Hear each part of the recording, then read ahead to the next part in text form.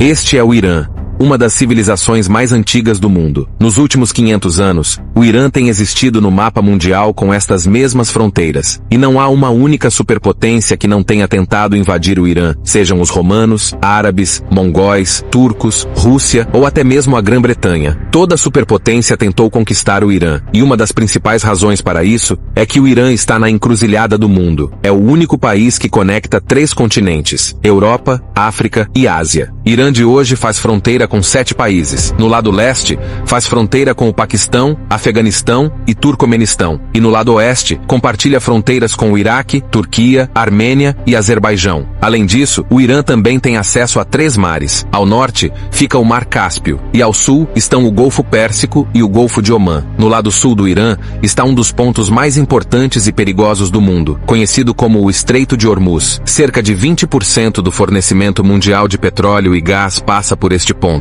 Essas 7 ilhas perto do Estreito de Hormuz estão sob o controle do Irã desde 1970, embora anteriormente fossem controladas pelos Emirados Árabes Unidos. Da mesma forma, no Mar Cáspio, esta ilha de Ashuradé também está sob o controle do Irã. Nos últimos 40 anos, o Irã tem sido um grande problema para o mundo ocidental. Mas qual é a razão para que, apesar de ter exércitos e economias tão poderosos, nenhum país ocidental tenha conseguido atacar e conquistar o Irã? Isso acontece porque todos os países sabem que atacar o Irã diretamente poderia ter consequências gravíssimas. Uma das principais razões que tornaram o Irã inconquistável é sua geografia. No vídeo de hoje, vamos explorar como a história, a geografia e as guerras por procuração do Irã o tornaram tão poderoso e quase impossível de conquistar.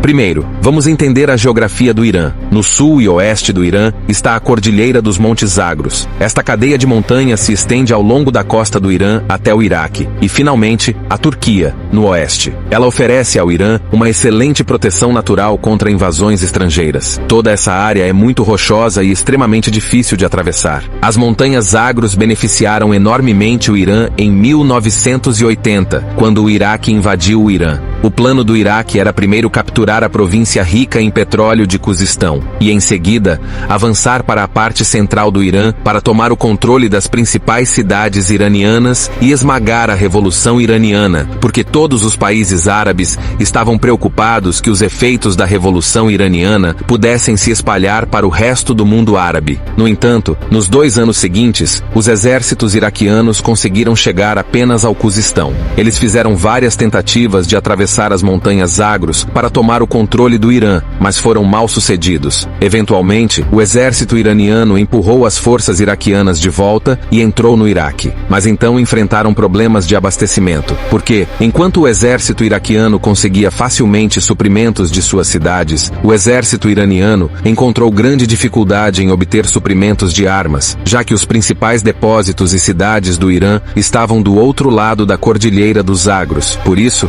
após 8 anos, a guerra terminou sem nenhum resultado e não houve mudança nas fronteiras de nenhum dos 2 países. Da mesma forma, no lado norte do Irã, ao longo do Mar Cáspio, está a Cordilheira de Alborz, que protege o Irã do norte. Essas montanhas não apenas oferecem proteção natural, mas também são extremamente ricas em recursos naturais. Essas cadeias de montanhas são uma fonte rica de urânio, prata, ouro e zinco. O Irã também possui as maiores reservas de zinco do mundo. Essa geografia tornou-se ainda mais valiosa no início do século XX, quando enormes reservas de petróleo e gás foram descobertas perto do Golfo Pérsico. Hoje, o Irã detém 10% do petróleo mundial e 15% das reservas totais de gás natural do mundo. Outra característica geográfica que oferece proteção ao Irã é sua costa de 2.500 quilômetros de extensão, tocando 2 mares. Bandar Abbas, o maior porto do Irã, está a apenas 70 quilômetros de um dos pontos de estrangulamento mais importantes do mundo, o Estreito de Hormuz. Este ponto de estrangulamento é também a maior vantagem geopolítica do Irã atualmente. Se o Irã bloqueasse este ponto usando sua marinha, a economia global entraria em colapso,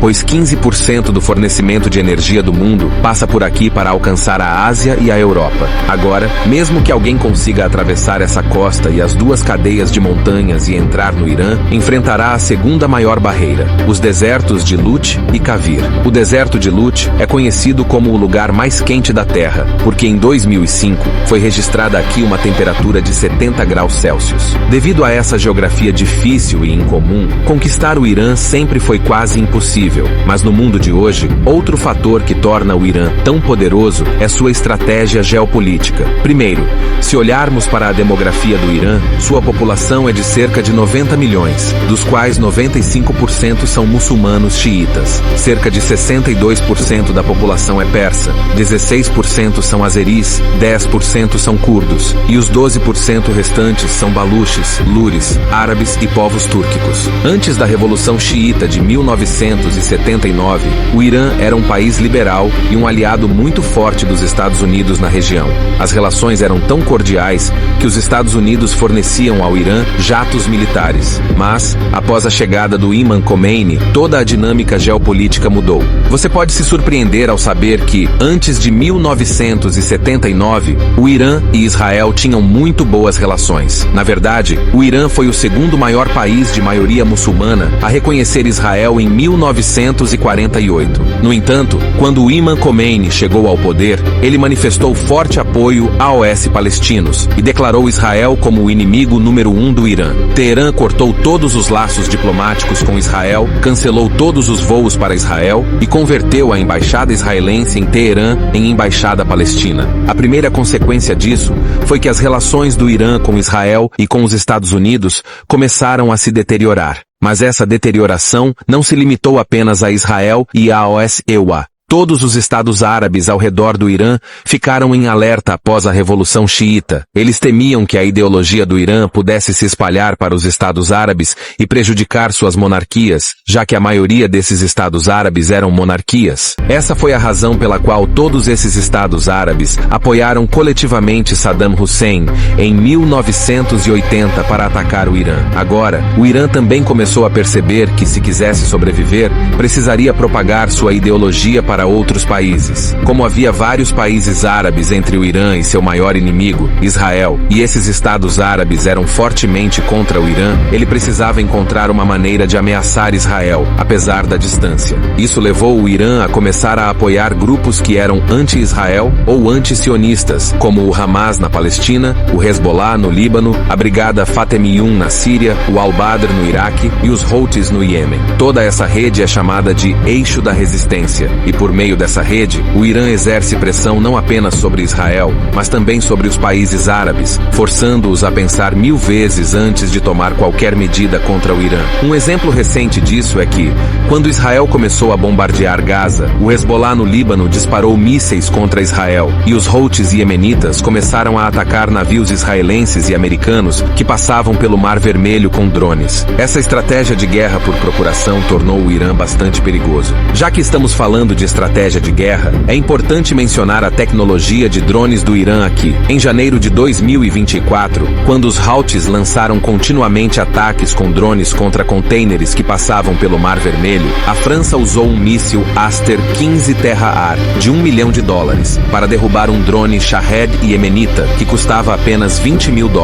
O Irã fornece esses drones aos Houthis iemenitas e eles ganharam tanta notoriedade que até a Rússia está usando esses drones iranianos na guerra contra a Ucrânia. De acordo com um relatório de 2022 do Comando Central americano, o Irã possui o arsenal de mísseis balísticos mais moderno e extenso de todo o Oriente Médio. Todos os mísseis do Irã têm uma capacidade de alcance de até 2.000 quilômetros. Em resumo, se considerarmos a geografia do Irã, sua estratégia de guerra por procuração e sua tecnologia de drones, apesar das sanções ocidentais ao Irã e sua economia oficial relativamente pequena, o Irã parece ser um país com grandes incertezas quanto ao seu potencial. Seja o programa nuclear do Irã, o financiamento de suas redes de procuração ou sua tecnologia de mísseis, há muitas áreas cinzentas sobre o Irã que fazem com que os países ocidentais hesitem em lançar um ataque direto contra ele. Por exemplo, se considerarmos o fato de que 2 dos pontos de estrangulamento do mundo, o Estreito de Hormuz e Bab el-Mandeb, estão dentro do alcance do Irã, isso dá ao Irã uma vantagem geopolítica significativa. Além disso, tanto a Rússia quanto a China agora estão apoiando o Irã de forma não oficial. Recentemente, após o assassinato do líder do Hamas, Ismail Haniyeh, No Irã, surgiram vários relatos não confirmados, sugerindo que generais da inteligência e militares russos se reuniram com oficiais iranianos, garantindo-lhes que, se o Irã retaliasse contra Israel, eles apoiariam o Irã plenamente. No momento, o assassinato de Ismail Haniyeh levantou muitas questões sobre a segurança interna do Irã, e parece que pode haver alguma instabilidade interna também. Agora, como e quando o Irã retaliará e se conseguirá resistir a um contra-ataque de Israel e dos Estados Unidos, ainda é uma questão em aberto. Essas são todas as fontes que consultamos para este vídeo. Nos vemos no próximo vídeo com outro tópico interessante. Cuide-se.